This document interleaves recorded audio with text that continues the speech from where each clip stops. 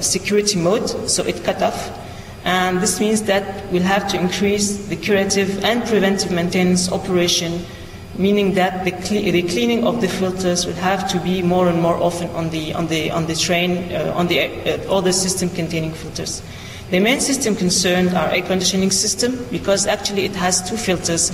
It has the fresh air filter that let the fresh air come into the vehicle, and also the mixed air filter. Because once the fresh air filter, it is mixed afterwards with the air coming from the vehicle, so it has two filters. The traction system also, because usually it is force cause system, the braking system, and the auxiliary inverter. Humidity. Humidity has many impacts on the train, but the most important two are the following. First of all, when it's mixed with the pollution, it has an impact on the addition value available on the track, leading to lower dynamic performance of the train. It is exactly the same as with your car. When you have pollution mixed with humidity and it sticks on the road, okay, even if you have an ABS system, sometimes you will slip or you will slide while you're tractioning or you're braking. So it's exactly the same situation with the train. Okay, so this will make the train have a lower performance, dynamic performance of the train. The problem is that, and we'll see later, when it's a driverless train, it can be an issue, because when we always say when we have a driverless train, the first failure will have to be completely transparent to the operation of the train itself. So meaning that there should be no delays, because nobody is on board the train, no driver to just adjust. So it has to be completely transparent. And also the second point that is important is the corrosion of car body structures and equipment due to high humidity levels, especially the equipment located under frame and on the roof of the train. Okay, so now I talked about the problems. There's always solutions for the problems. So I have some recommendations for some solutions. This is really following my personal experience, but I'm sure that there are many other maybe solutions, but I really recommend these solutions for the moment. So let's take it one by one. For the high temperatures over 50 degrees, the first thing to do is to do a thermodynamic study of equipment's distribution, meaning that when you have a certain distribution on the roof and under the frame, a simulation of the air and how the air reacts all over the train when the train is running will have to be done in order to see and to focus on the local points where the temperatures are very high and to find a solution. Maybe sometimes we just need to take the equipment and place it somewhere else in order to decrease locally the temperature. So additional solution exists for some systems also, like the air conditioning system and the braking resistor. And this is the subject of my second presentation. After the coffee break, I will talk about some new solutions that exist on the market and that could be very beneficial for the Gulf region, for the air conditioning system and the braking resistor.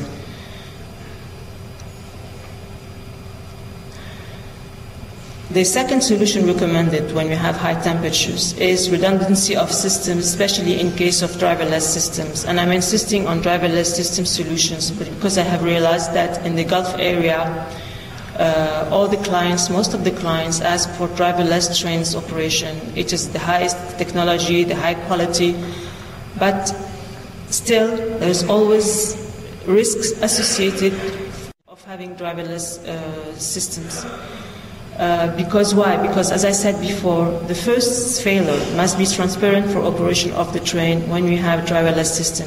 Meaning that if we lose one traction system, or if we lose one air conditioning system or many air conditioning systems due to high temperature, then this should be transparent to the operation of the train. Especially when we lose one traction system, the train will have still to be able to operate with a normal speed, normal maximum speed, normal acceleration and deceleration, in order to be able to complete the round trip with the specified average speed.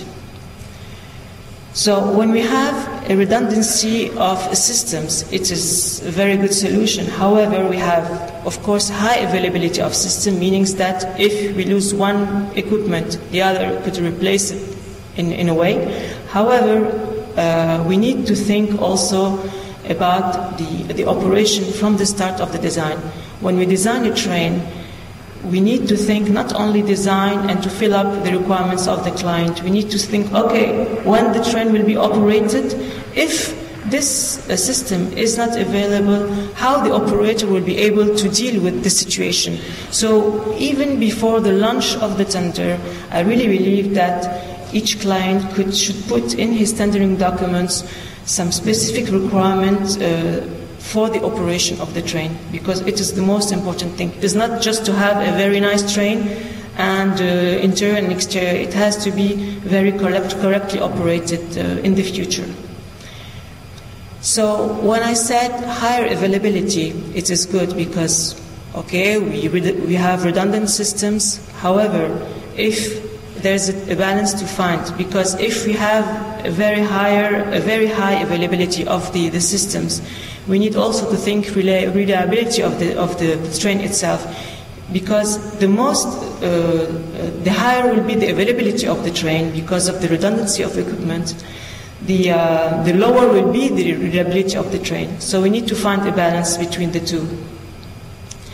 And the third point we need to focus on in order to find a solution for the high temperatures is to take advantage of the return of experience on similar projects with similar environmental conditions.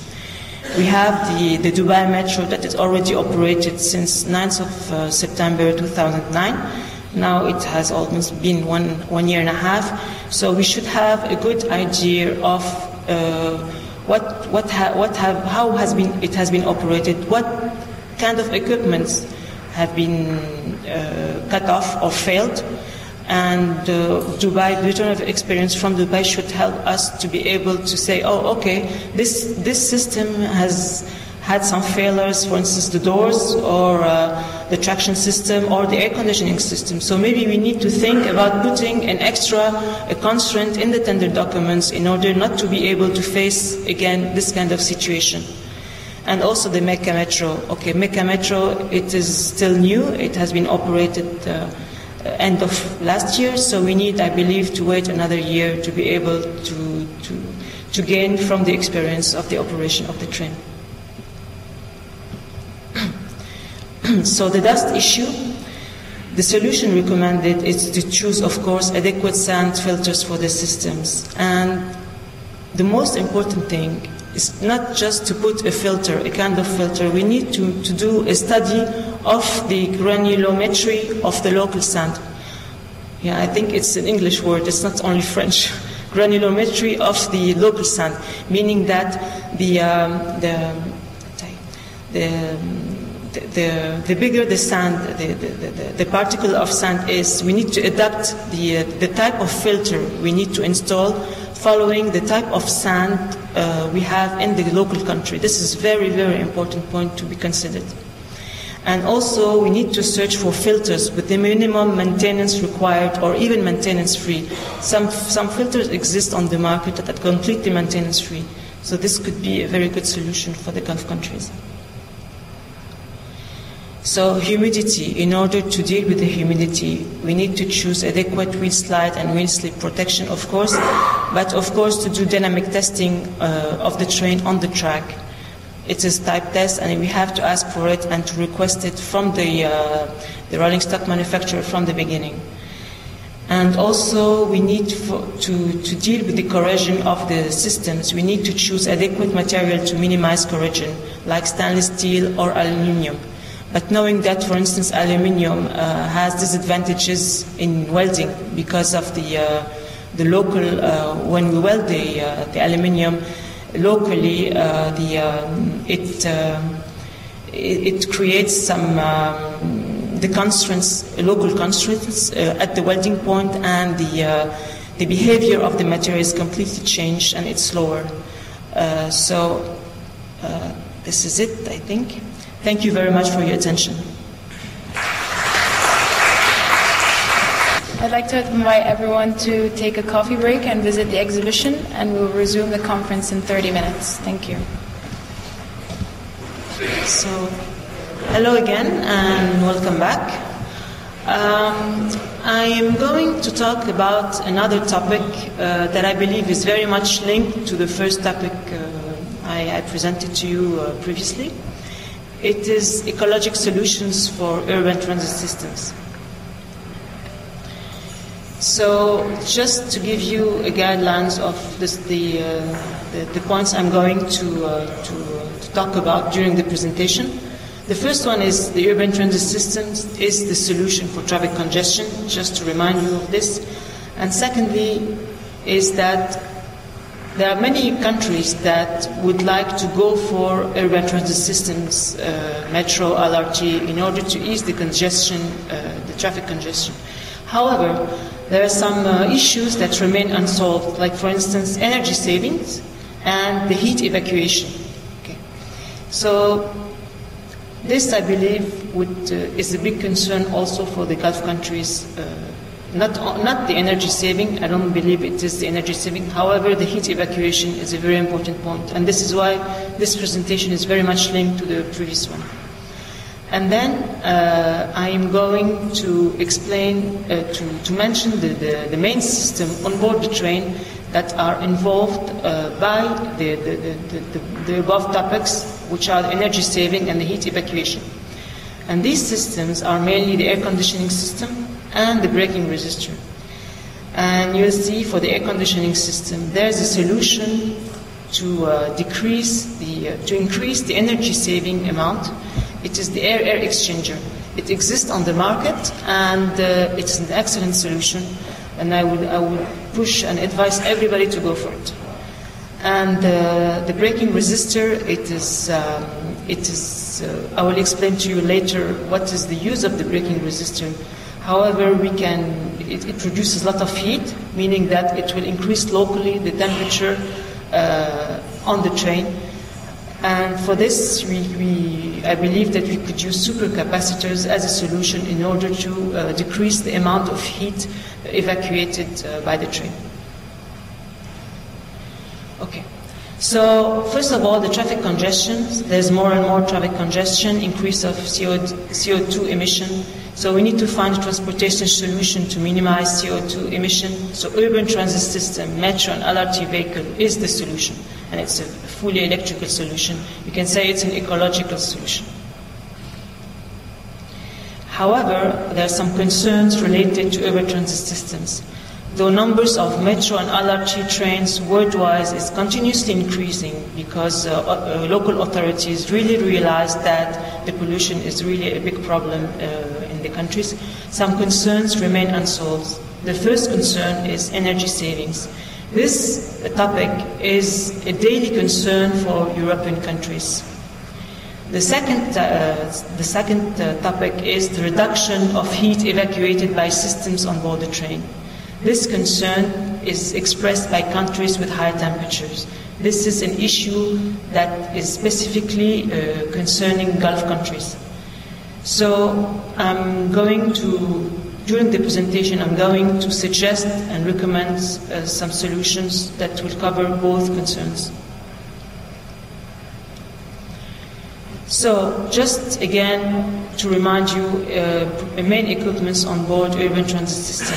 For the metro system, as you can see, you have the air conditioning system on the roof, and the main other equipments are the braking resistor, the traction system, braking system, and auxiliary inverter.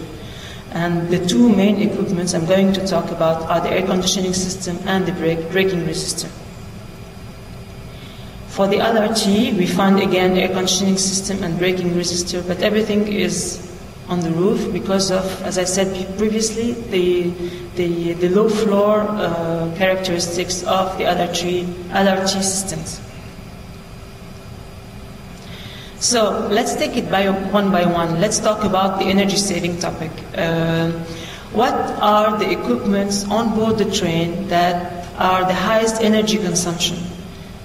There are two mainly. There's the traction system. The traction system, of course, consumes a lot of energy from the line in order to ensure dynamic performances requested for the train. And the second system that consumes the most consumer of energy on board the train is the air conditioning system. The heat evacuation topic.